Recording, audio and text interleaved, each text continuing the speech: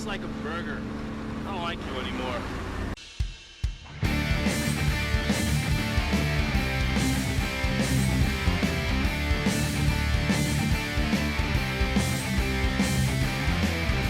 Welcome to episode 82 of the Backlot 605 podcast. I am your host. I am a can of mixed vegetables, Casey Kelderman. Joined with me is my co-host, Brian Mensing. How's it going? It's going fantastic because we have two guests on this episode, including Backlot 605's own Derek Vierink. Derek, how you doing? Doing good, Mitch. How are you? I am. I'm fantastic. As long as I can get through this episode and not stay a mixed vegetable forever.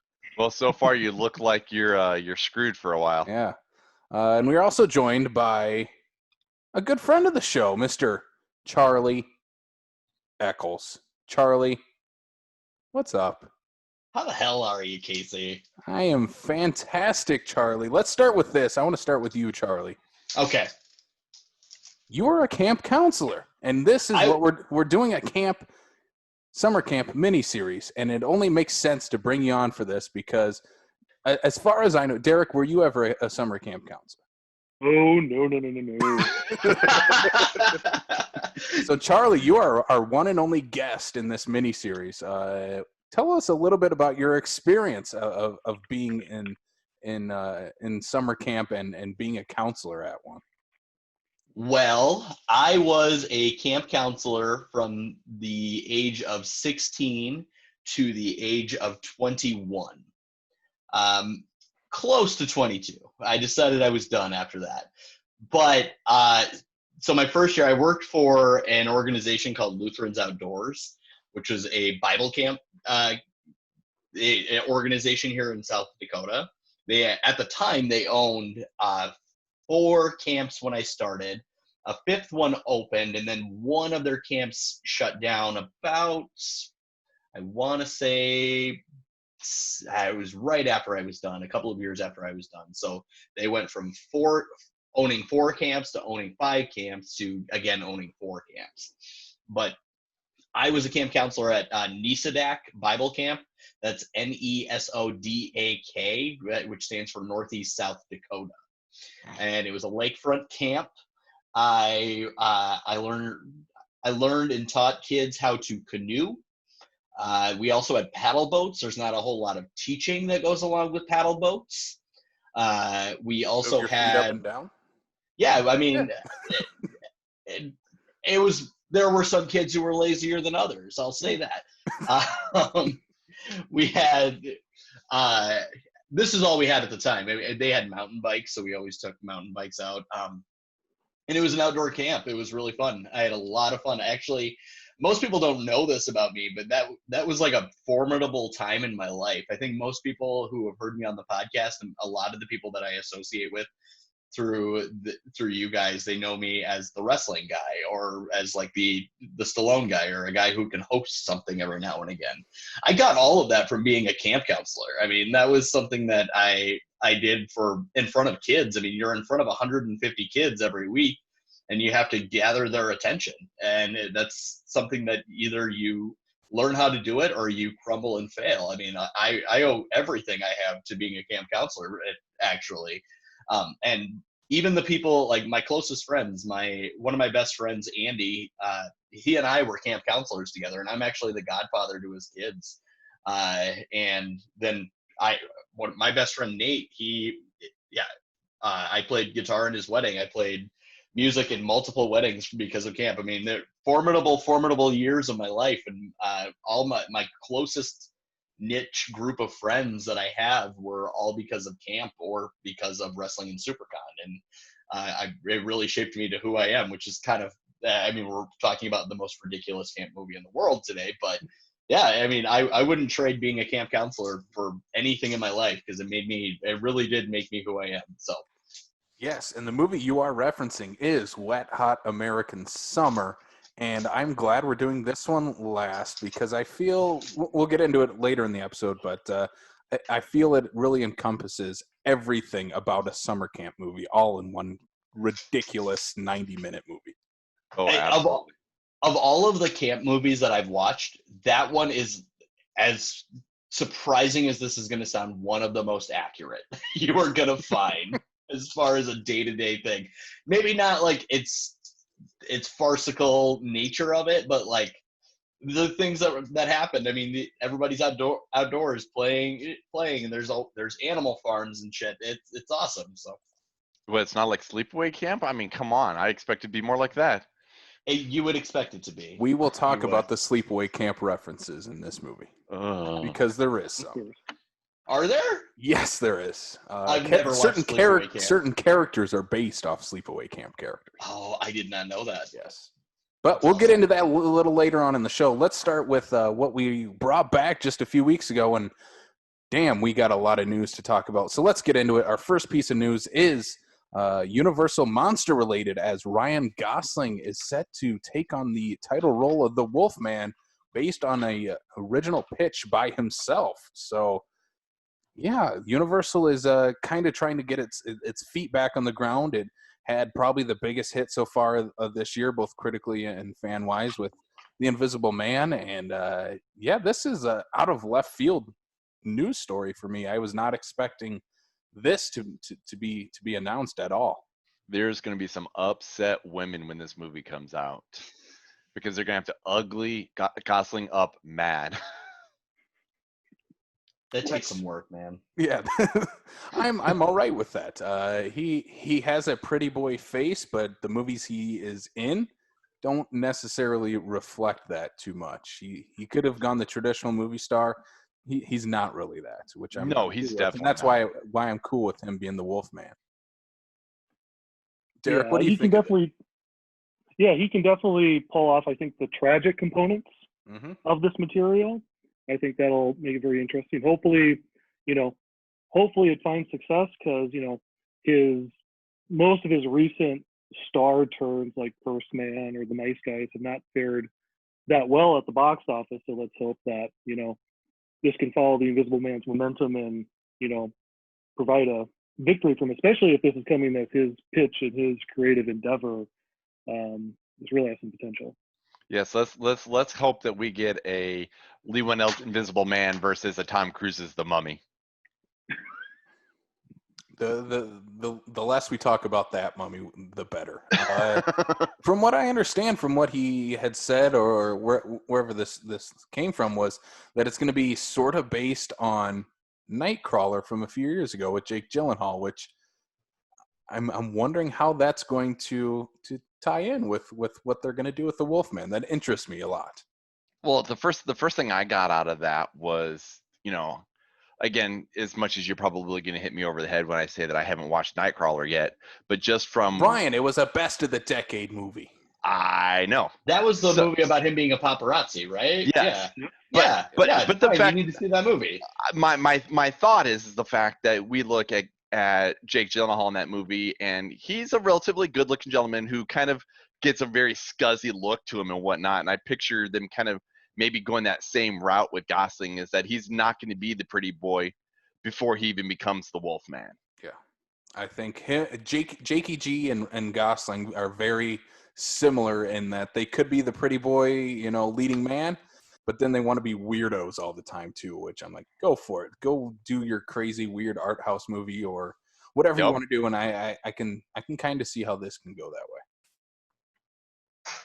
Do you guys have any pitches for a director for this movie? Who would you like to see step in and take on the directing role for Gosling's Wolfman? Since we've already got Lee Winnell in there, let's just get James Wan in there.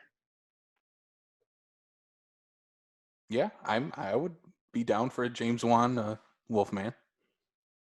The one director that came up in the trade stories about this, who was mentioned as a potential director candidate, was Corey Finley, who did Thoroughbreds, one of the last Anton Yelchin movies, then also just did the Hugh Jackman HBO movie, Bad Education. Granted, neither of those movies provide any indication that he'd be good for a Wolfman movie, but Yeah. It is a good left field choice, at least to begin with, just to see what he'll do in the genre to begin with.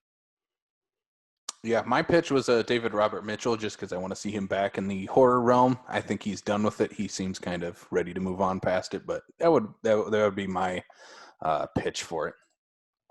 Next piece of news that we got here is that a Sonic sequel is in the works, with the original writers set to pen the screenplay for Sonic 2. Now, What's now that? this is Go ahead. all right. I was going to say this is pretty much a given that there was going to be a sequel, considering how successful it was. As of right now, it's still the second most successful movie of 2010 behind Bad Boys 3. So, and the fact that this movie, or the first movie, actually ended with a very blatant setup for the sequel with its mid-credit scene, this is a no-brainer. So, Yeah, I remember when we were talking about the first Sonic, and I think both me and Brian were probably poo-pooing this movie quite a bit then. Mm-hmm. Yeah, I haven't watched it. I have heard nothing but great things, and I'm excited to actually watch this movie finally. And back a year and a half ago, whenever we were talking about it, I would not have suspected a sequel for this at all. And to see that it's getting good ratings and good success and getting a sequel, just it makes sense. And it was a lot better than I expected it to be. It was actually an enjoyable movie. Charlie, have you seen Sonic? Do you have any interest in seeing haven't. Sonic? I do actually. I was actually really interested after they redid the CGI with this. Yes. Mm-hmm. Because I was definitely one of those like, I'm not gonna see it if it looks like that. I'm not gonna see it. And they put in the money. I'm glad they made their money back and everything, because they were faithful to the fans, the people who were hardcore fans of Sonic. I have yet to see it just because I'm in my mid-30s and I can't always rent movies that are fun like that all the time. But I definitely I have an interest in seeing it. I just haven't taken the time. Let's go from one video game series to another. Borderlands, that is set to be directed by Eli Roth, has found its star in Cate Blanchett. So I don't know anything about Borderlands. I know nothing about. I never played the video game, but have any of you guys played it? And does this news excite you at all? I haven't played it, but what does strike me as weird is, even if like a few years ago, if you would have mentioned to me that Cate Blanchett would have teamed up for multiple movies with Eli Roth, you would have had me busting a gut. I would have told you need to get your head examined. Yeah, I think he is a inspired choice for this, to say the least. I haven't watched his last one, The House with the Clock in Its Walls. I've heard some mixed things about it. It's definitely no Hostel or Cabin Fever, but it was also a kids movie. Well, Spielberg. Yeah, who knows what Eli Roth can put in a kids movie though. That's why I'll give this guy a little credit. If he can prove himself doing a kids movie, maybe he can finally break the curve of video game adaptations. Especially, I mean, we just talked about Sonic. I don't know what's the best video game adaptation. Probably is it Sonic? Probably. I mean, Mortal Kombat has a soft spot in most of our hearts, I think, but and a bad sequel. Yeah, well, yeah. I really don't know if there really is a good, solid video game, movie. I mean, even Sonic being Sonic the Hedgehog that it is, it's not really per se true to what I would think of as the movie, because I would expect it to take place in, where Sonic is supposed to be, not on Earth. So, I mean, I don't necessarily see Sonic as a true adaptation for a comic or as a video game. So, I mean, I don't know if there really is a good one, or at least a good, solid money maker that they're going to be able to put a lot of money in and know they're going to get the return on. I'm very interested in this new Mortal Kombat that's in development right now. As long as James Wan stays on board, I'm definitely in. Plus, they're not trying to, it doesn't seem like they're really trying to throw big name people at it. So it's sure they try to keep it maybe more lower budget, Blumhouse kind of thing. So that's where I'm hoping that they do pretty solid with it. There's a couple of people I recognize, and I'm all in for that. Right. I think we're ready for a breakthrough on one of these movies. I think it's bound to happen. We've had Mhm. tons of bad ones. One of these has to break through. Why not Eli Roth Borderlands? I mean, it could. Who knows? I mean, I'm expecting Mortal Kombat might be the one that's finally like, yeah, that one's good. Let's see what else we can do. Mhm. Mhm. I agree. I think that yes, Mortal Kombat has a very soft spot in my heart. As does Street Fighter. As as as much as we would want to talk about that one, but those two movies, I definitely have a soft spot in my heart for. So I should watch this the new Sonic movie. Because I think back and I remember when the Mario Brothers movie got released and how excited we were when we rented it from Blockbuster and how upset we were at the end of it. And we were kids. We were like, oh, that wasn't good. That wasn't what we wanted. So, but I mean, there's no logical premise to Mario, so I don't know what we were actually expecting.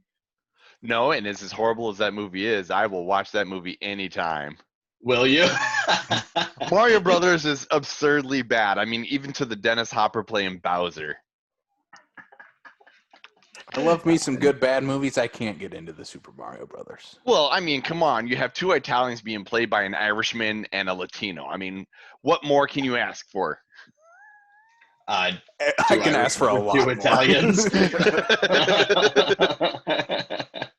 All right, next piece of news that we got here. Henry Cavill is in talks to return as Superman in a possible continuation of his Man of Steel, whether that be they're not thinking a sequel, but he may appear in other films. So this comes after the news of the Snyder Cut coming to the HBO app, and I mean, I think Snyder's trying to play the long game with this one, throwing these things out there because he always pitched his Justice League as a two-parter. I think this is his pitch to get to that, and part of it, of course, would include Henry Cavill's Superman being a part of that Justice League movie. I see Henry Cavill as a good, solid Superman. It's not. He's not the problem that's been with those movies. So I think keeping him on as Superman for as long as he wants to be Superman, I think is completely okay. You know, there's a lot of people who thought that when he went to go do The Witcher that he was going to be done and all this. So He said he was done. No, he didn't. He even made an Instagram post with his own Superman figure.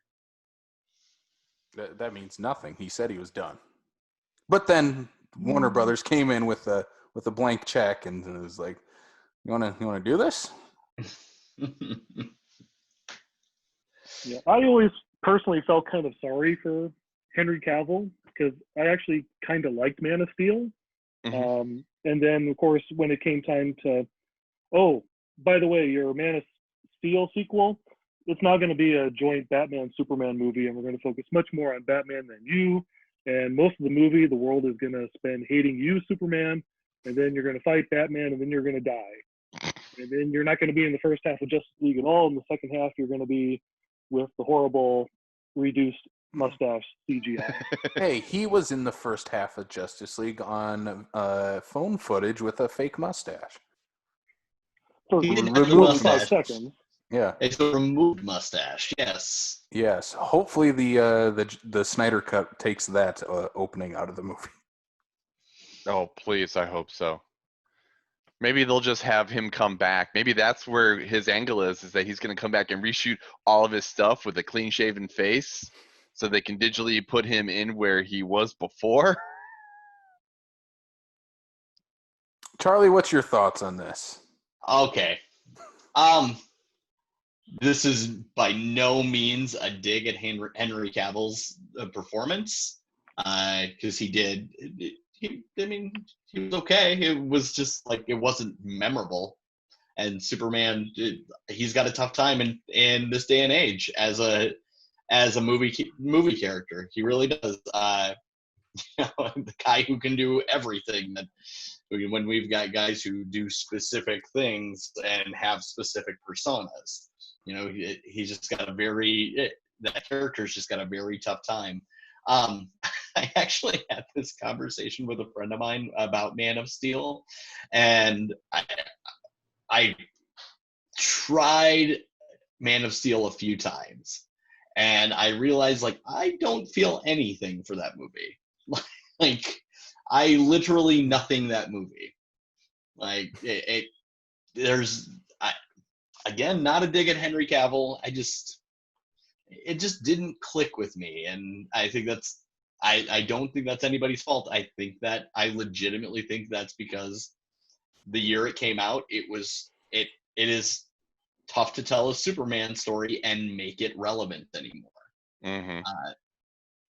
And as far as Batman versus Superman goes, I was not a fan.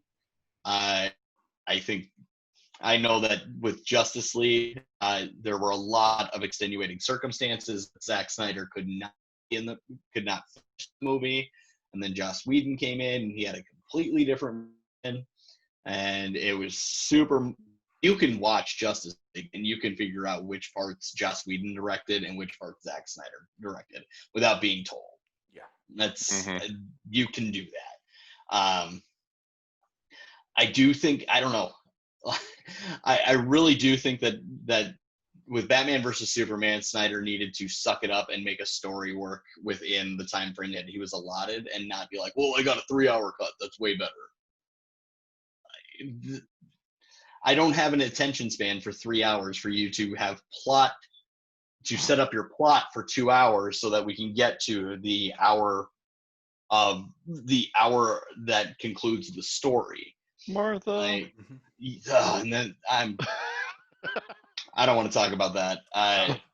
Because I remember reading like there's a moment in the movie that will make you genuinely feel for both these characters, and then the Martha thing happened. I was like, that was it. Is that it? That's it. Right. And It's like Zack Snyder had this epiphany. Both of their moms' names are Martha. We need to work with that. Yeah. I know, and I get it. I fucking get it. But come on. It was just I don't know. Maybe I'm the arrogant one. But I also like everybody talking about this new Justice League coming out and how long it's going to be. It's like you were given a certain amount of time and you're a professional.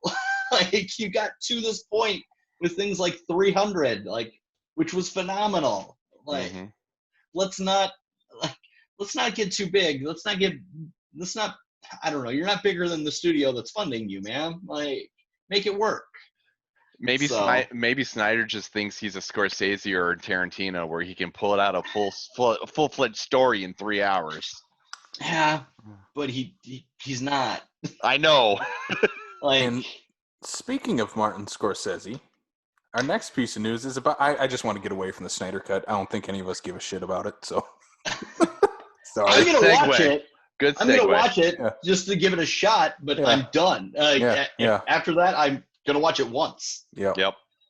So, In Scorsese news, Apple will bankroll his next film, which will reunite Leonardo DiCaprio and Robert De Niro. In the film, it is set to have $180 million budget and will be distributed in theaters by Paramount, and then will go to Apple TV Plus. So taking a page out of what he did with Netflix, Apple hopping on to this one very fast. And yeah, what do we think of this? Do we think this is a good move by Apple? I think for the sake of Apple and Apple pushing their, Apple TV Plus and whatnot, they have to do something to keep gaining that original content that is only going to be solely on the service to continue to get people to potentially subscribe to it. What I will call out here, though, is the way that this distribution deal worked out. Because originally this was going to be a fully Paramount-funded movie. They were going to put up the entire $180 to $200 million for this movie. But then Scorsese and DiCaprio decided to change what the movie was going to be about. The version Paramount signed up for, Leonardo DiCaprio was just going to be this unflappable good guy. And the version they changed it to, he's much more murkier. He's playing the nephew of the villain, who's De Niro's role. and suddenly Paramount got cold feet and said, yeah, we're not going to put up the money for this. And then as soon as they allowed them to take it up for sale, Apple snatched it up. So what's going to happen now is this will get a full-blown theatrical release, even more so than The Irishman did. And Paramount's still going to do that. So it's not going to be a true Apple TV exclusive, at least up front, like The Irishman was, or at least it was kind of doing the dual theaters and Netflix at the same time. But this will be a full-blown theatrical release first, and only then afterwards will it go to Apple TV. But Apple will, basically for all marketing purposes, they'll be touting it as an Apple movie, even though there will be some concerns, because if you've read the reports about the Apple TV Plus programming, Apple's has been a little bit conservative and non-controversial in their content, and Scorsese is not going to take notes from Apple when it comes to how Scorsese is going to make a movie. So I think that tug of war between Scorsese and Apple will be somewhat interesting. As long as Scorsese promises them their first Oscar, I think they'll have no problem with it. Yep. I think that's part of what they might be shooting for. They're trying to play. Everybody right now, it feels, is trying to play catch up with Netflix, and I feel this is Apple's step towards doing that. And I think it's a good move for them, because if you know, it worked for Netflix. The Irishman didn't get any of its. Didn't win any Oscars, but it was a very sought out film on Netflix, and very like a very important film for them to have on their platform during the award season. I think Apple is going to try to push for that. I didn't watch The Irishman, and would you guys suggest it? Yeah, I can't answer that question because neither have I. Okay. It's Would a you guys very recommend solid it? movie. It's a much more contemplative type of gangster movie than you would think. Okay. So I'm hearing Scorsese, Pacino, De Niro, Pesci, etc. Right. It's much more of, I don't know if I necessarily want to say a retrospective, but it is, it takes its full 3.5 hours to kind of hit home its points about, the gangster life and what it was. So. Okay. Next piece of news that we got here: Dark Sky acquires South Dakota pandemic thriller Before the Fire for a summer release, and it sounds like it'll probably go. Well, I'm assuming with the summer release, go straight to VOD. I think this is a pretty exciting news. Dark Sky is a pretty well-known distribution company, and to see this South Dakota thriller get picked up by them is a very exciting thing, and I think it'll get a lot of eyes on this movie. Nice. Yeah. So I just had to bring that one up just because it's South Dakota related. It's South Dakota, yeah. We gotta support, right? We gotta represent. But let's get to, I think, two of the biggest news pieces of the week. The newses. The newses. The first piece of news is Mr. Tom Cruise is going to space, guys, for real this time. He is teaming with director Doug Liman and with Elon Musk and NASA on this project, and they will actually shoot scenes in space. Yes. Yes. Well, at least we now know the answer of who's going to make it to space first, Vin or Tom. Yes. I love this news. This is so much fun, and only this because might, it's Tom Cruise. Yeah, this might trump Nick Cage as Tiger King. Yep. For me, for news. Yes. Because that means that he's probably going to find his original god out there. And It's all been a long ploy for Scientology. it's just been a long ploy. And yeah, he's going to find L. Ron Hubbard just in a satellite somewhere. And he's going to knock on their door and he's going to be like, "What am I, Mormon?" It's going to be awesome.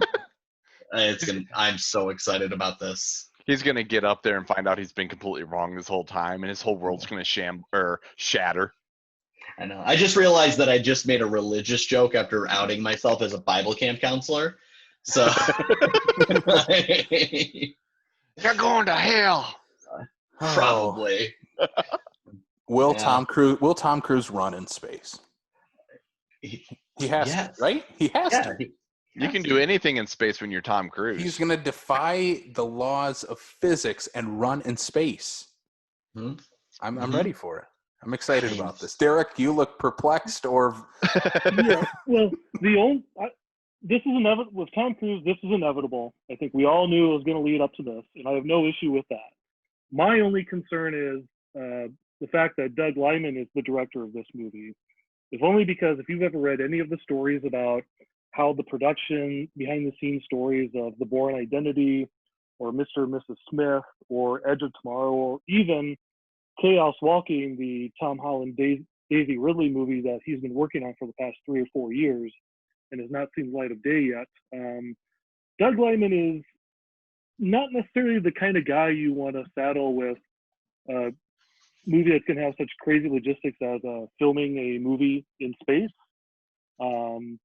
There's a part of me that makes me wonder, okay, at what point is Tom Cruise going to call in Christopher McQuarrie, like he's done on virtually every non-McQuarrie movie he's done in the past 5 or 6 years, like The Mummy or Top Gun 2 or what have you.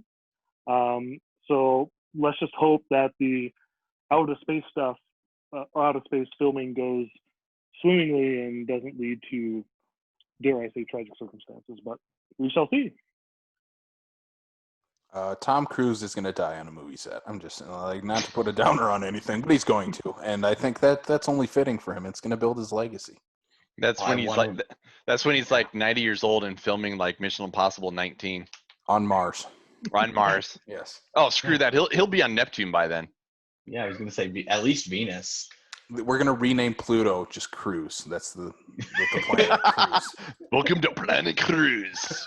It's actually a planet in Scientology named after him. Last piece of news that we got here. Sinister and Doctor Strange director Scott Derrickson has been tapped to direct a sequel to the David Bowie, Jennifer Connelly classic Labyrinth. Oh. I'm okay. This movie's I'm okay with it. Yeah, this movie's been in development for a very long time. No word yet on any casting, but yeah, I'm okay with this. Yeah. Mhm. I'm sure they got to have Jennifer Connelly back in some fashion. easily, I think that's just inevitable. Will the puppets return? Oh yeah. They better. Yeah. I think that's one thing they have said that it'll. I read this somewhere at some point during this massive long production history for this sequel is that it will be the puppets. It won't be CGI. And if Dark Crystal is the series is any indication of that, I think they'll stick with that. Hopefully. But I have also heard that they will not be recasting David Bowie's Goblin King. So that is Okay. A-okay in my books too. They're just the son of the Goblin King. Just bring back the baby. That's all you gotta do. Yeah. Or just have Jennifer Connelly be like in charge of this, and some other kid is brought to Labyrinth. But yeah, you guys cool with this? I'm cool with that. This, as I say, absolutely. I actually just picked up Labyrinth again so I can actually watch it on digital and whatnot for the first time in a long time. I'm like, why did I not have this sooner? Why have I not watched this in such a long time? So this comes right on the heels of that. I'm like, well, now I have more reason to even want to rewatch this movie again and again. Yes, And I haven't seen the Dark Crystal TV series yet, but by all accounts, everybody has been very complimentary of that series. So if they're able to make that work, I have no doubt that they can make Labyrinth 2 work. Mm-hmm. The news of Derrickson in the mix, I'm at least kind of glad that he's still able to kind of helm these big tentpole movies, because he's kind of had a rough go at it recently because, he got booted from Doctor Strange 2 in favor of Sam Raimi. And then he also had some creative issues when he was working on the Snowpiercer TV series, which finally debuted a couple weeks ago. So he's had some tussles behind the scenes, but the fact that he's still being able to give the keys to the kingdom to something as with such a rich legacy as Labyrinth, at least still indicates some potential. So. Yeah, my fiance Kayla is a Henson head. She loves Labyrinth. She loves Dark Crystal. in the series, and I told her about this, and she was actually really excited. So I think that's at least a good step for this movie. If a person who just loves those movies is excited for it, so I think I think Derrickson's the right guy for this job. And like Mhm. Derek said, I'm glad he's getting something to bounce back onto after Doctor Strange 2. Definitely. All right, let's move on to coming soon, as we have our coming soon writer here with us. Who, that guy? That guy, Mr. That guy? Derek. So we got, let's see, is there four titles that are going to be dropping on streaming this week. The first is a movie we discussed, I believe, a few weeks ago. It is the Kevin James, Joel McHale led Becky, which hits a VOD June 5th. The next one that we have is Shirley, which hits Hulu the same day. And this is where Elizabeth Moss plays author Shirley Jackson. The other movies that we got here, The Last Days of American Crime, hits Netflix June 5th. Stars Edgar Ramirez and Sharlto Copley. I can never pronounce that guy's name. And then the last one that we got here is Scream Queen, My Nightmare on Elm Street, which hits Shudder June 4th. Did any of these movies hit your guys' pique your interest at all? I still want to see Becky. It looks so over the top. I don't know if it's going to be good or bad, but when somebody made the reference to Kevin James with the whole line from The Dark Knight about the hero becoming the villain, I wanted to watch it even more. That was me. Oh, when I saw that, I just could not. I'm like, okay, I'm definitely in now. To go from Paul Blart to a neo-Nazi, I'm in. I can't imagine Becky being good, but I do want to watch it. You like sleepaway camp, so you know what? Your justification's moot. Well, says the guy who likes the Super Mario Brothers movie. That's true. We both like trash, Brian. It's okay. The one I'm excited for is obviously Scream Queen, My Nightmare on Elm Street. This one's been on my watch list for a while, and I'm glad Shudder picked it up. And I'm very excited to watch this documentary on Mark Patton. And yeah, that's just Nightmare on Elm Street 2 has just been a fascination point for me in my history with the franchise, and I love that movie. So very excited to finally watch that one. You just like the fact that it's going to be on Shudder. Well, that too. Derek, what about you? Since you wrote the article on these, are you excited for them, though? Well, I mean, when you stack any movie up against the log line, Kevin James neo-Nazi, it's kind of a losing battle right then and there. And certainly as a community fan, seeing Joel McHale take on some headier material, even though he's not one of the fellow neo-Nazis, seeing him in a movie like this piques my interest a little bit. The other thing I'm curious about, and this might just be a skimming type of thing on Netflix, is The Last Days of American Crime, because one, it's directed by one of the wildest director names I've ever heard, Olivier Megaton, who directed Taken 2 and Taken 3. As well He has a as good Is track that record. wilder than Finn Wolfhard? Which is my favorite name ever. No, Ryder Strong. Ryder Strong. And also because the movie is also a 2.5 hour long action movie that has this plot line, and I want to read it verbatim here, simply to understand how weird this movie sounds. When the Yes. United States government announces that they plan to blast a signal which will prevent all Americans from committing crimes, a team of thieves plans one last heist before the signal goes off. And somehow that's going to take 2.5 hours to depict. So Oh, I man. can't see myself watching all 2.5 hours of that, but I'm probably going to fast forward through it. So I just feel like that's like the ultimate finale, like the end game finale to Heat. Is this a secret sequel to Heat? Yeah. Directed I by hope the that guy it who is. made Taken 2 and 3. Yes. Woof. Yeah. Please not let that be a thing. Woof. I didn't watch Taken 3, but I did watch Taken 2. I was just gonna say, it's just don't disgrace Heat like that. Yeah, I so love that is what is coming soon. Please go check out the article coming soon, which drops every what day do we drop this, Derek? Thursdays? Thursday. I personally drop it every Wednesday night at around 7 Okay. p.m. We don't publicize it until Thursday on the social medias, but if you are listening to this and want to know whenever you can expect it for reals, well, that's when it is. There it is. So go check it out. And Derek also has everything that is coming to all the streaming services that is not necessarily new, but that is new to the service. So go check that out. I do want to point out one thing, and this is me, putting myself over here. I was actually a clip that I was on that actually ended up making national television. Ended up making it on The Soup. Wow. Wow. So you and Yeah. Joel McHale are like best friends. Yeah. I Joel expect- McHale. I expect you to get Joel McHale on the show for next week. Mm, He's a podcaster do. now, so Yeah. Oh.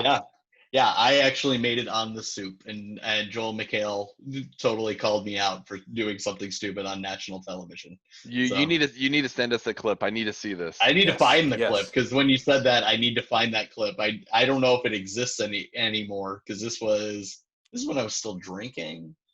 So this was over 9 years ago. I've been sober for 9 years this month, so It's on YouTube somewhere, Charlie. it is. I gotta find it. My buddy reposted it a couple of times. I got like 3 or 4 text messages about it. We're like, "Were you on The Soup?" And I'm like, "No, I was on the Real World finale, and I called the girl's name wrong." And I said, "Oh, whatever." When I said it, and Joel McHale's exact words were, "You sound insensitive. I like you, Charlie."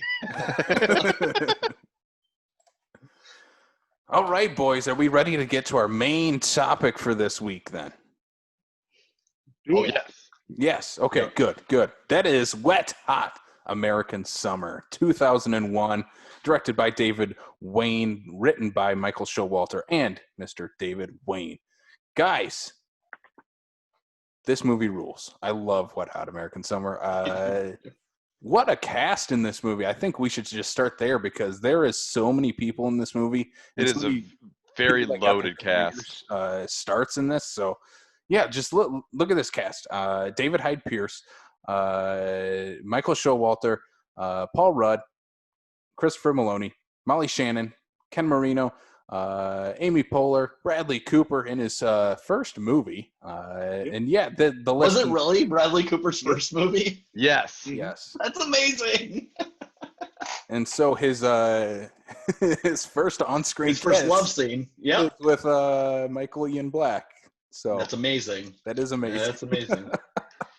To this It's day, amazing. he will still credit his favorite kiss on screen to be his kiss with Michael Ian Black in this movie. That is fantastic. It's amazing. I love it. So we have all seen this before. Brian, this was your first time experiencing Wet Hot American Summer because Yes, that's the way you can put it. It's not watching it; you're experiencing it. You are absolutely correct. And I would absolutely say is that I wish I had seen that sooner. And at least as of all the ones that we have watched over the course of this series, this is probably the most entertaining one that I think that I've had the opportunity to watch. Yes. Because now that I think about it, I'm pretty sure that everything that we have picked for this one here, I don't think I had seen a single one of these here prior to watching them for these episodes. Wait, hold on. You didn't see Heavyweights? Nope, Really? I'd never Oh, seen man. it. No, nope. I mean, yeah. I'm very surprised by all of this, actually, Brian. So, we're I just would- waiting I for would have to- Fast and the Furious to go to summer camp, and then we'll be set. Oh, psh, dude, I would be there day one. I would watch a summer Camp is Fast all and the about Furious summer family. camp movie. We're all drinking Coronas. They- Camp they- is all they- about family. they got a dirt track for the go karts that all look like a bunch of souped up import cars and domestics. Oh, I just want to see Vin Diesel versus The Rock in Capture the Flag. Brian, Yeah. there's one of your sleepaway camp references. Capture the Flag. I still think, oh my god, Sleepaway Camp. Oh my We're god. not talking about Sleepaway Camp. We're Oh, talking no. about Wet Hot American Summer, I an need to get American treasure. In my opinion, probably at least top 20 comedy movies of all time. This movie is endlessly quotable. I find myself laughing every single time I watch this movie. I'm gonna throw it off to Derek and Charlie, because Derek, we gave you the list of 5, and this is the one you wanted to hop on. What is it about Yeah. Wet Hot American Summer that you love? Well, for one, there's just a number of what I consider huge laugh out loud moments for me in this movie. The ones I think of right off the top of my head are, one, when Gene Garofalo first talks to David Hyde Pierce, and he says, "Oh, come on over and teach the kids about astrophysics." "No, I couldn't." "Oh, come on." "I said no." The way David Hyde I Pierce, said no. and the way David Hyde Pierce unleashes that line is just, Oh, it was fantastic. you know you're in good hands at that point. Oh, he's so good in this movie. He's so funny. So funny. The other huge laugh out loud moment is when Ken Marino's driving the van, and then all of a sudden, when he slams into the tree, the way it's just staged and cut and all of that, just how I love sudden it is. that. I love that they just don't show what he's swerving at either. I know. He just hits a tree. Ah, fuck! The chase that follows after too. I think the first time I watched that, I could not stop laughing at that chase, and I love the stunt double for Oh, that they didn't even cut him out. for just has this terrible wig on. Oh, it was so funny. My favorite part of before he hits the van is when he tells I forget the actors' names now. I'm gonna try and look it up, but when he tells him that he's a virgin, and he just has like this emotional meltdown. "You're a fucking liar, dude. You're a liar. You are a piece of shit." And he's just like, the way he played that off, just like, no, it's okay, buddy. It's okay. I'm still your god. Like, so funny. I crack up so hard each time that he does that. Yeah, again, there's so many jokes that just pay off so well, and like when he's driving the car and he's I can't remember the song he's singing, but immediately after he crashes, it like cuts to the girl in her room with the song on the radio. Yep. Even though we ain't got money, I'm so in love with you, honey. I don't want to have to pay for the rights, Charlie. Keep it in. We're keeping it in. I love that he's still like just singing it before he hits the van. Oh, sorry. I feel like this is gonna be just us quoting the movie forever because there's not a whole lot of plot consistency. Why was she talking to you? Think she wants to fuck me? Yeah. Mental note: I had to put explicit on this particular episode. Definitely. This is an R-rated movie. We got to have it out there. It is. God, I love. So there's I can't name my favorite character. That's impossible, I think, for this movie. I think all the characters have such unique aspects about them. You want to like every single one of these characters. Yes. But you shouldn't want to like any of the characters. That's No. the problem. But like one of the ones that I would want to bring attention to is because I didn't watch a lot of her on SNL, but in regards to like Molly Shannon, I didn't watch a lot of her on SNL. A lot of her characters on SNL, I wasn't big fans of whatever, but like her little bit role with the art students, everything like that, and that whole developing relationship with the kid, it was so fantastic. Oh, I feel like we keep cutting Derek off, and Derek is trying to like make a point, No, I mean, and we're just quoting the movie. To be perfectly honest, I fully expected this is what it would devolve to, is just us quoting our favorite scenes. I was just going to tie off why else I chose this movie, because in just to the hilarious moments, what also fascinates me is just when this movie was made, how, just the nexus of how it assembled this cast of mostly very young talent. As we already said, this is Bradley Cooper's first movie. This is a very early effort for like Amy Poehler and Elizabeth Mhm. Banks. I was gonna say, is Paul Rudd this at this pre point was just SNL like- Amy Poehler?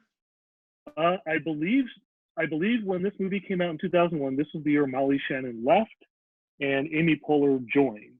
Okay. So there's that. Okay. And then of course Paul Rudd at this point, he was mainly just known as the guy from Clueless and Halloween Mhm. 6. Yep. So again, very prescient in, just assembling this cast of talent, at the very start of their careers, and just being able to see where this cast has gone on to from here is very Mhm. fascinating to me. The pre Charlie's Angels Elizabeth Banks. Mm-hmm. Pre anything, Elizabeth Banks. I mean, this was pre Oh, yeah. Zack and Miri, pre Scrubs. Like, Oh, when yeah. she really like made her Pitch name. Perfect. Pitch Perfect. Hunger Games. Yep. And she was fantastic. I mean, she goes all in on all of her roles. I didn't watch Charlie's Angels, but I am an Elizabeth Banks fan, and her playing like the slutty girl in this episode. Was perfect. Mm-hmm. Mhm. Oh, it's perfect. It's hilarious. Granted, there was at least one more slightly sluttier girl in the movie than her, but You guys got any gum? oh my god, I'm just picturing her evolution of who she's making out with throughout the movie, Oh yeah. Literally everyone at camp. and Mhm. one of the kids. One of the kids. Yep. And then Elizabeth Banks. Yes. It's either more weird or less weird when you watch the series and figure out how old that character is. I would like to also point out that I absolutely love is it Kevin Sussman or whatever. I'm trying to remember how to pronounce his last name, but the guy that plays Sussman. Stewart on Big Bang Theory. Oh yeah. Yes, and just Him his using a chicken as a laser cracks me up every time. You just pew, pew. Can you please stop talking like a robot? So I'm very. I will if someone, hey, you got a minute or you got a second? Yeah, time's up. What are you gonna need? Like 3 minutes? Bang. Bang. Bang. Literally every reaction in this movie from Paul Rudd cracks me up every single time I watch it. Maybe my favorite scene in this movie is his just freak out in the cafeteria. We just throws the plate.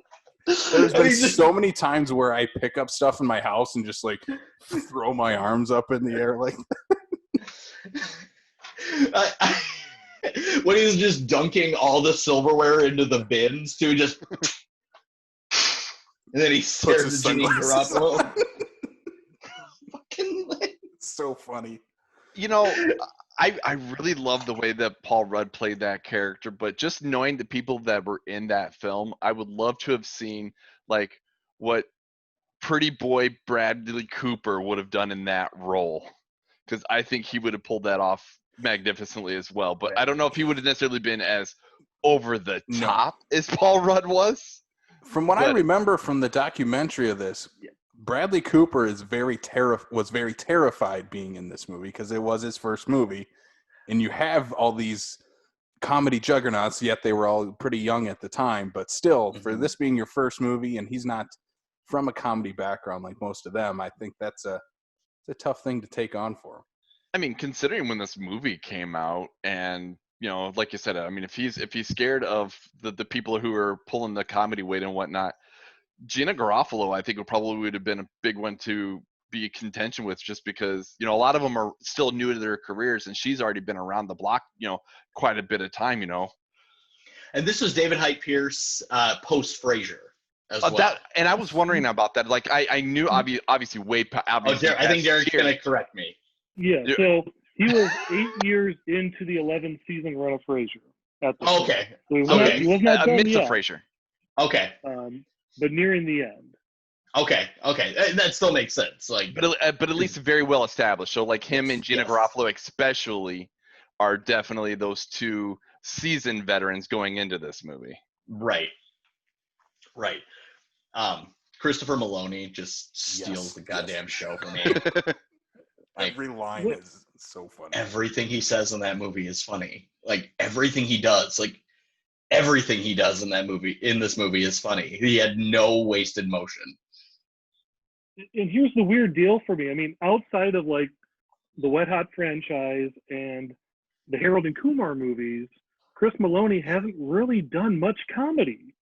And He did I that think that's- sci-fi show. Oh, Happy. That's right. Yeah, Oh, yeah, that was a thing. That's right. yeah. Between him and Patton Oswalt. Yeah. I heard that was really good too. That's I've heard like, I've heard good things about it. My cousin talks really highly of it. yeah, one of the guys who I suggested to have on your trivia, and then he backed out on you, Tyson. I'm gonna call his ass out. He loves that show. He absolutely loves that show. He almost came to SuperCon cosplaying as that character. Nice. Yeah. I watched one episode. I couldn't get into it. So Couldn't get into it. couldn't get into it. I think it's on Netflix now. I Yeah. might give it a shot. What are some other scenes that really, or scenes or gags that really stick out to you guys? Because the one I think of is The mixed vegetables that I'm staring at. Oh yeah, obviously the mixed vegetables, and that goes That without was- saying. And good on them for figuring out that H. John Benjamin is a voice actor. Yes. Good on them in 2001 for figuring that out. This was Well- before Archer, before Bob's Burgers. He's a can of freaking Before vegetables. the Arby's commercials. Before the Arby's commercials. Yeah. He was doing voice acting at this time already. He was already doing series like home movies and other stuff like that. So he was already establishing his bona fides as a voice actor. But again, this is still nearly a decade before Archer and Bob's Burgers. Mhm. So Mhm. One of my favorite gags is the glass shattering sound noise. Oh my god. Oh, It's so funny, and the fact that they just use it like 2 or 3 times within like 30 seconds is that much. Like, And that- it's so and much that's- funny because they use it so often. And that is literally the first 2 minutes of the intro of the movie. Pretty my much. Oh, I crack up every time as Janine Garofalo as the camp director who doesn't give a shit. Like when kids are running out of bunks and she's like, you guys got to get back to your bunks. You're going to get in trouble. And just sits there. And then just continues to drink her coffee. Yeah, every time. And now I feel bad because like there were times because I was one of the program staff members and I would see kids like screwing around. I'd be like, yeah, I'm not gonna do anything about that. They're just kids. Well, and obviously me going into this being the first time I've watched this movie, I'm like, okay, so she's gonna be one of those kind of counselors in the movie. All of a sudden you're like, oh, she's the director. Wow, if she's the director, how do the rest of the counselors function? Well, in this? Oh, and it's not even just her. You think of like Paul Rudd, macking while the kid is drowning. It's one of my favorite drowning jokes, which is when the other kid notices it, and Paul Rudd trucks him out in the van and then dumps him on the side of the road. he did that twice. Oh, I love that joke so much. I do too. I think Is it my turn? the joke right before he and Banks start making out to is absolutely hilarious too. Where Say it. where JJ just walks off the dock and just face plants into the water, and just that's how he exits the scene. My favorite, but even the one before the skiing kid, when you taste like a burger. I don't like you anymore. Oh God. I think my personal favorite scene in this movie is when they go into town. I was just gonna say that we have to talk We about have them to talk going into about it. town. Because that's what all counselors do, right, Charlie? It's fun to just get away from camp, even for an hour. We didn't do that. You didn't do it. They did quite a bit in that little bit of time. I just love the escalation of it too. Oh my God. They come out of the liquor store with just like a six-pack, and then Six-pack. suddenly they're shooting heroin. Yeah. Oh, come on. I love the fact that Gina Garofalo and one of the other guys take out the poor little old lady. Steal a when you purse from the old Oh lady. God, I forgot.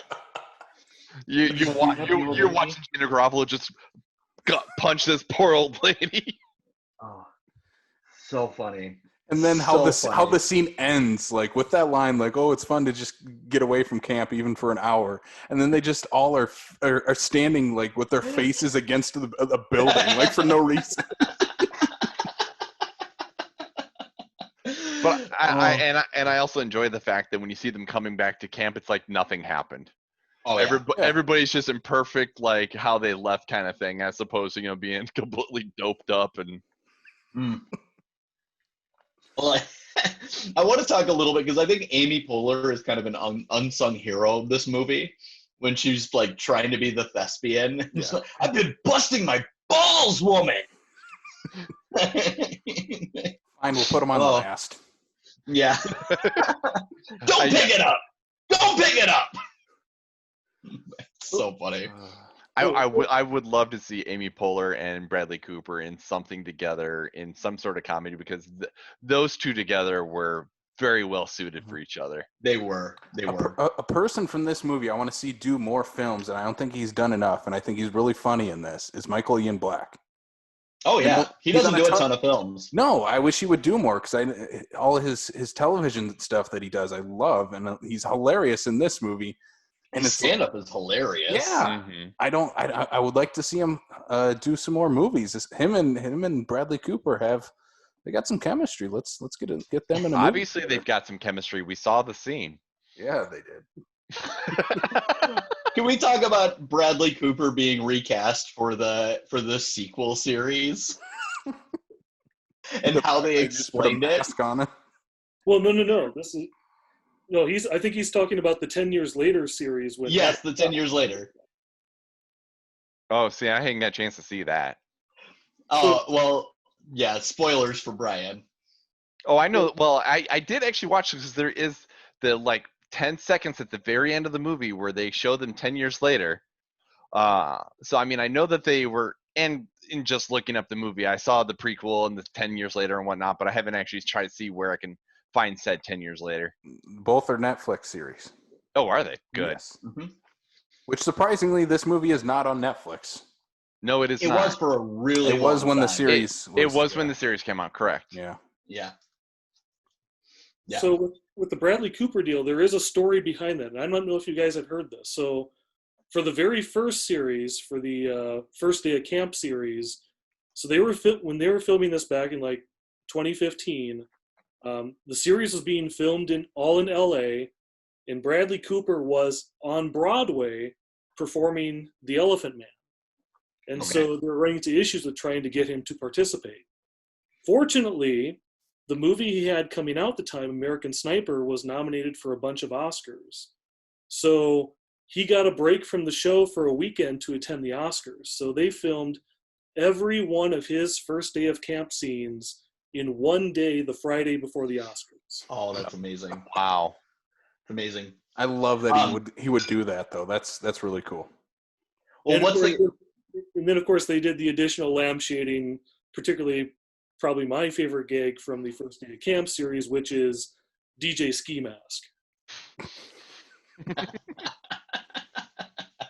But so in the 10 years later when they recast him, what's the name of the actor's name now? Adam Scott. Yeah, it was Adam Scott. So Adam Scott played Bradley Cooper's character, and him and Michael Ian Black were in their home 10 years later, and they're like, and Adam Scott is now like, oh, do you think anybody would notice? Notice what? My nose job. And that's how they explain the recasting in 10 years later. Deviated septum. Oh, yeah, he had a deviated septum. That is great. Oh, it was so funny. Well, and I love I will laugh out loud every time at the end when Gene is finally admitting who he is to all of camp. Sometimes I like to fondle my sweaters. and I often smear mud on my ass.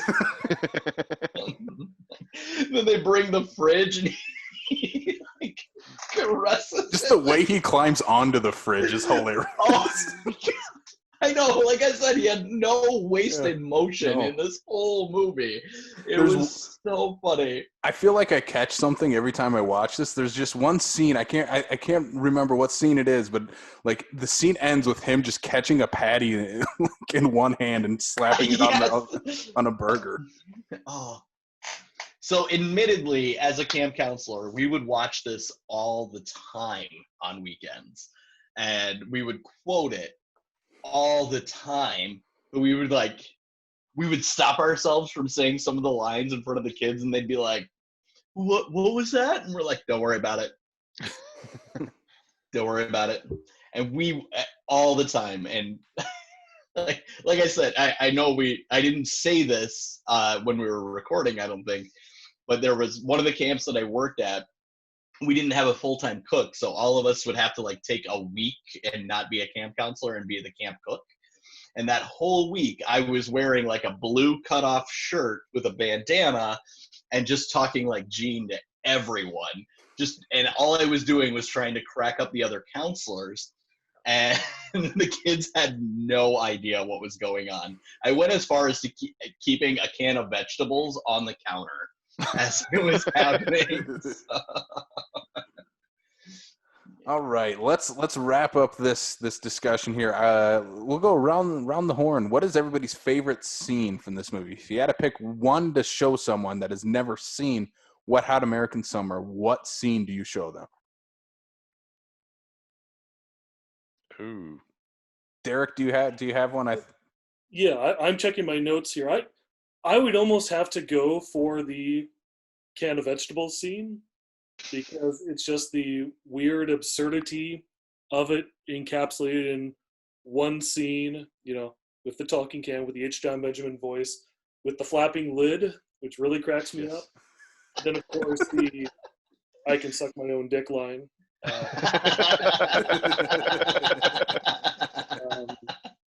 think that just covers it all. Yes. And I do it a lot.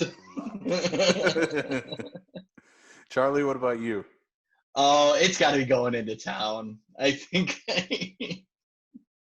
hopping in and like just how the entire climax of that 5 minutes that they shot. It's so funny. It's so fucked up, but it's so funny. Brian, what about you?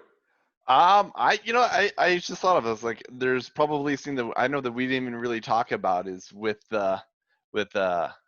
David Hyde Pierce with all the science kids and whatnot, and they decide that they're gonna make that contraption thing so they can stop the space station piece of whatever from hitting the rec hall. And so like, how am I supposed to come up with a number between 1 and 20 just randomly? And the kid just with his D&D robe and whatnot, it's like pulling up his dice. So just all these little nerdy kids or whatever, just trying to figure out how they're gonna save the rec hall, which kind of goes into I just think of his name as Stuart from Big Bang Theory, but him with his special talent of the wind and everything, and just basically how that whole part of that end of that movie happens. Yeah, Brian, you really got to watch the prequel and sequel Yes. series because the Skyforce satellite becomes better because of that in my eyes. Yeah, I think the most quotable line, and this is the worst line to be quotable, from the 10 Years Later series is when somebody's yelling, "Yeah, shit on my shit, shit on my shit." And like I'll text that to my buddy every once in a while, and I know, like, I can see his reaction looking at his phone, because this is how terrible of a person I am. I will text him knowing that he'll see it, but also knowing that he's a teacher, and he'll see it, but before or after kids arrive in his classroom, and that's what he's got to think about before he starts teaching grammar. You're an evil person, Charlie. I am an evil person. Like, that's the worst thing I can do to my friends. But Yeah, I think the scene I would show them is the going into town. But one other joke I just want to mention is the talent show joke where they sing the Day by Day song, and the way that scene ends, so just them all yelling "boo" at the same time is so funny. Well, not only that, but the fact that in the lead up to that, the audience is all clearly Yeah. into it and swaying and getting into the song, and then it ends, and then they boo. I love it. I think we all highly recommend Wet Hot American Summer. Yes. Highly. Yes. Okay. This is a good way to end our overall series for summer camp movies, Yes. and that we are doing something that is everyone should be able to enjoy this movie, and if they don't, they're wrong. Everyone and their grandma can enjoy Wet Hot American Summer. Do not pay attention to the Rotten Tomato score of this No. movie. No. Not at all. Like the Rotten Tomato score is like 34% or something like that. I don't remember what it was, but I think that was an audience score though, was it? I'm No, almost that- there. critics. Yeah, that was critic score. Yeah. This- Yeah. Critics are at 36% with the audience at 76%. Oh, Yes. 76 is not enough either. Yeah, In the it's 90s. not. Oh, It's not. I would have to completely Yeah. agree with that. This is a movie that also requires multiple viewings. Like Yes. you'll watch it the first time and you'll think about it. It's very Anchorman-esque is what I'll say. Like Anchorman requires multiple viewings. You might not get it the first time, but then you watch it a few more times and you start realizing how funny these things are to just say. As for me, it's the Big Lebowski is the one I go to. I'm like, I didn't get it Right. the first time, and then in subsequent rewatches, I'm like, yeah, that's hilarious. Yes. Charlie, don't make me want to have to go watch the Anchorman. I'm just saying. Anchorman rules, Brian. Anchorman does rule. Don't watch the sequel.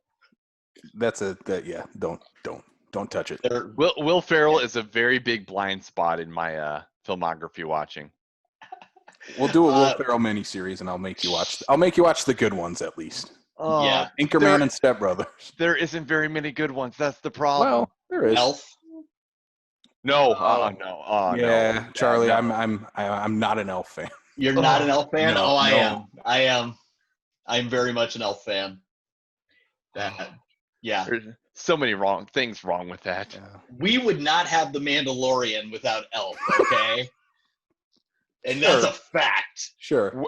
That's We're- no. I want to know where you draw this line. Have you watched the documentary series on Star Wars or on The Mandalorian? I'm a couple episodes in. I haven't watched all of them.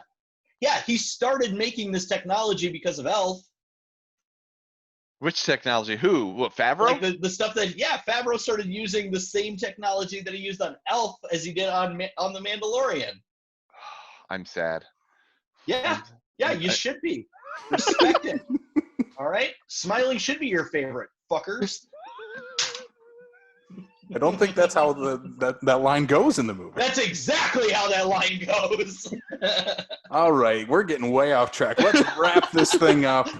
I'm gonna throw it to you then, Mr. Charlie. Where can people find you online?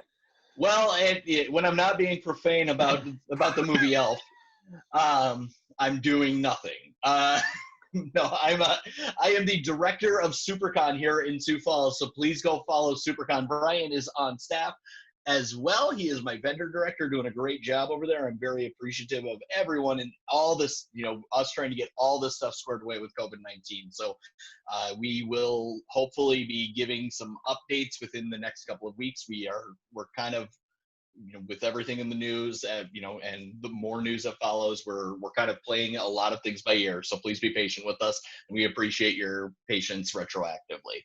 But follow SuperCon, SIOUXPERCON, at SuperCon, Instagram and Twitter. Follow us on Facebook, facebook.com/SuperCon. And then lastly, I am a pro wrestling ring announcer and a pro wrestling commentator for Midwest All Pro and Magnum Pro. I am the ring announcer for Crushed Pro Wrestling over in Minnesota. They just booked a show in Minnesota in October, so ya boy still got a job.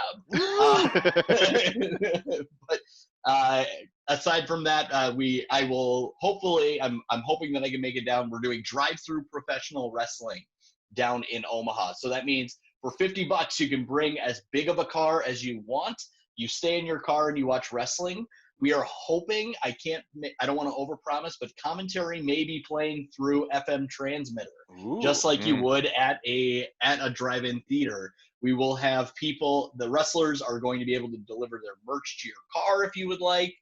We're going to keep everybody safe and distant, and that way everyone can come enjoy some professional wrestling. I'm very excited for the show. That's down in Omaha. Make sure to follow Magnum Pro. Again, that is Magnum. Here in Sioux Falls, follow Midwest All Pro, run by Nick Eugene Dinsmore, and Crushed Pro Wrestling over in Minnesota. Those are the big three that I work for, and I'll have random smatterings of bookings, hopefully, as everything starts to clear up. But follow me at Wrestling Voice 1 on Instagram and Twitter. That's at Wrestling Voice 1, the number 1. Awesome. Thank you again for joining us, Charlie. We'll have you back on very soon. Maybe. Maybe. Derek, what about you? Yes, so as Casey mentioned earlier, I am a contributing writer on backlot605.com. I write the weekly Coming Soon article for the site, which has all the information on all the new movies coming to streaming and theaters whenever they are open. So go check that out every week. I've also been dabbling in some other contributions to the website. Recently, I wrote a review on the site for the movie Scoob! ! Scoob! So you can check that out as well on the website. If you want to follow me on the socials, I'm on Letterboxd and Instagram as DERVDUDE. That's DERV Dude. So go check me out there. Yeah. Derek, are you a do-head like me? I've got some allegiance to it. You know, I enjoyed watching more so for the cartoon series than the Lillardverse movies. But I still do enjoy, you know, watching a good mystery and mask pulling any day. So, is it a thumbs up or down on Scoob? Because I am a Scooby-Doo fan. I gave it a 3. Spoilers. I gave it a 3 out of 5. Okay. So right in the middle. Yeah. I'll give it a shot. Charlie is a do-head, so that proves it there. I love Matthew Lillard. I don't care what. So. But see, Scoob does not get you Matthew Lillard. I know. I was so sad, and he was so sad to not be Shaggy, is what I found out. Oh yeah, he was upset because he found was out. bummed. He found out by the news release. Yeah. Right. He's anyway. Brian, what about you? Find me on Instagram and on Letterboxd. Instagram is LP Freak and Letterboxd is LP Freak Forever. I've fallen off the wagon a little bit. Need to get back on and get myself getting some stuff out there. But yeah, that's where you can find me, as well as, you know, obviously this with the podcast here for Backlot 605. Yes, you can find me on Instagram, Casey_the Horror Guy, reviewing every horror movie I'm watching. I have quite a few to catch up on after our latest Killer Countdown episode, which I did with a former rival of Mr. Charlie Eccles, Andy the Fat Dude. Now friend, yes. Me and Andy counted down the top 8 best foreign horror films of the last 20 years. That was a ton of fun. A very, very fun list that we actually agreed on. So that was a lot of fun. There was no disputing on this. So go check that out. That'll be available by the time this episode comes out. And you can check out Backlot 605 on Facebook, Twitter, and Instagram. Just simply Backlot 605. And you can find us on Apple, Spotify, Stitcher, Google, and YouTube. Yeah, that's about it. So anyway, thank you all again for listening. Thank you, Mr. Derek and Charlie, for joining us on this episode. And me and Brian will be back next week with the start of our LGBTQ mini-series that we are doing for June. And the movie that we are planning to do is Love, Simon. So that will be next week's episode. So that is your homework to watch that. And you can listen to our episode next week when we have that out. But again, thank you all again for listening. And we'll check you out next time on the Backlot of South Dakota.